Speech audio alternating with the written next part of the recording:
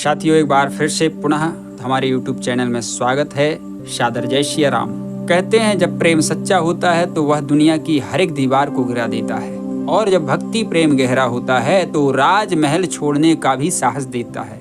जी हाँ, आज हम इस वीडियो में एक ऐसे भक्त की चर्चा करेंगे जिन्होंने अपना सब कुछ त्याग करके प्रभु श्री कृष्ण का दामन थामा, और ऐसा दामन थामा कि फिर कभी छोड़ा नहीं। जी हाँ, हम बात कर रहे हैं भक्त शिरोमणि मीराबाई की।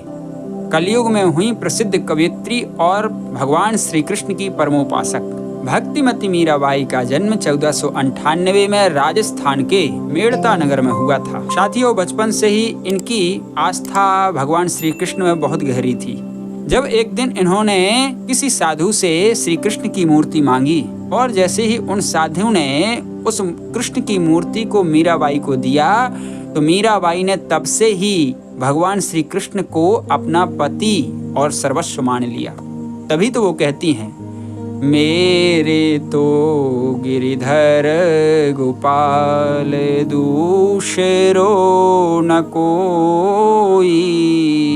यह मीराबाई का प्रसिद्ध भजन है। मीराबाई का विवाह मेवाड़ के राजकुमार भोजराज से हुआ, लेकिन जैसा कि मैंने निवेदन किया, भक्तिमती मीराबाई का मन संसार में तो था ही नहीं। वह तो श्री कृष्ण को ही सर्वस्व मान चुकी थी। अब विवाह उपरांत जब वो राजमहल में गईं, तो उनकी भक्ति और राजमहल के नियमों के बीच में टकराव एक पैदा होने लगा। ससुराल के लोगों ने समझाया कि देखो मीरा, इस प्रकार से एक राजघराने की अब तुम बहू हो गई हो, और इस प्रकार से जगह जगह घूमना, बीणा बजाते हुए साधु संत करना, भजन करना, ये सब बंद करो। ये शोभा नहीं देता है एक राजघराने की कुलवधू को। लेकिन मीराबाई ने अपने ससुराल वाले की एक भी बात नहीं मानी। यहाँ तक कि जो दैहिक रूप से उनका पति बना हुआ था, उसका भी तिरस्कार कर दिया।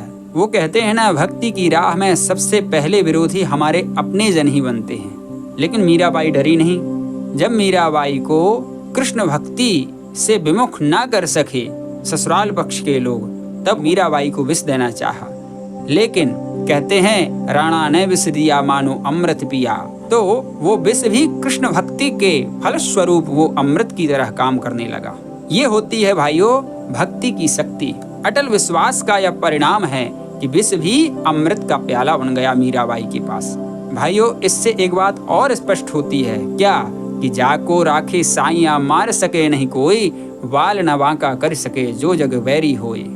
जहाँ पर जिसके हृदय में भगवान की सच्ची भक्ति निवास करती है, उसकी रक्षा स्वयं भगवान आकर के करते हैं। ध्रुव प्रहलाद जैसे अनेकानेक कथाओं से आप परिचित तो हैं ही।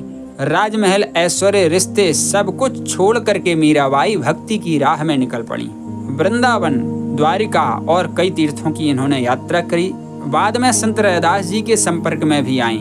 संत रैदास जी के विषय में मैंने पहले ही पूर्व में एक वीडियो बना दिया है। यदि संत रैदास जी के विषय में जानने के लिए आप इच्छुक हैं तो आप मेरे चैनल पर वो वीडियो जा करके देख सकते हैं। इधर मीराबाई संत रैदास जी के संपर्क में आई तो उनकी और भक्ति दृढ़ हो गई। जाके सिर मोर मुकुट मेरुपति सोई, मेरे तो गिरधर गोपाल दूसरो न कोई। मीराबाई के भजनों में एक आंतरिक विलाप है, प्रेम का प्रलाप है, भक्त और भगवान का मिलन है, और प्रेम की पराकाष्ठा है। इन्होंने सोच समझ करके कभी भी कोई कविता बनाने का प्रयास नहीं किया, मानो उनकी हर एक पंक्ति प्रभु से संवाद कर रही हो। अपने प्रभु को समक्ष देखते हुए ही उन्होंने यह पंक्ति गाई, पायो जी मैंने राम रतन धन पायो, मैं तो सामरे के रंग राची, और चलो मन गंगे यमुना तीरे। इस प्रकार उन्होंने अनेकानेक भजनों को गाया। साथियों, सच्ची भक्ति में समाज, लिंग, जात पात और ऊंच नीच मायने नहीं रखती है। परमात्मा से प्रेम की राह कठिन तो होती है, कांटों भरी तो होती है, लेकिन अंत में वही राह हमें परमात्मा से मिला देती है। आज के समय में जब भी हम भक्ति की बात करते हैं ना, तो मीराबाई का नाम सर्वप्रथम आता है। क्योंकि मित्रों, ईश्वर को प्राप्त करने के लिए साधना से ज्यादा जरूरी है प्रेम और समर्पण। इसलिए तो कहते हैं कि भक्ति की राह पर चलने वाले हर एक साधक को मीराबाई से प्रेरणा लेनी चाहिए। क्या प्रेरणा ले सकते हैं? जैसे कि कभी अगर जीवन में सब कुछ छूट जाए तो चिंता मत करना, मीराबाई की तरह बस कृष्ण नाम पकड़ लेना, भगवान के नाम का आश्रय ले लेना। फिर देखना आप कि कैसे अंधेरे में भी रोशनी बिखर जाती है। तो आज का यह प्रसंग जो कि मीराबाई पर आधारित था, आपको कैसा लगा हमें कमेंट करके बतलाएं। चैनल पर नए हैं तो सब्सक्राइब करें, शेयर करें, लाइक करें। साथ ही सभी मित्रों से जय श्री राम। धन्यवाद।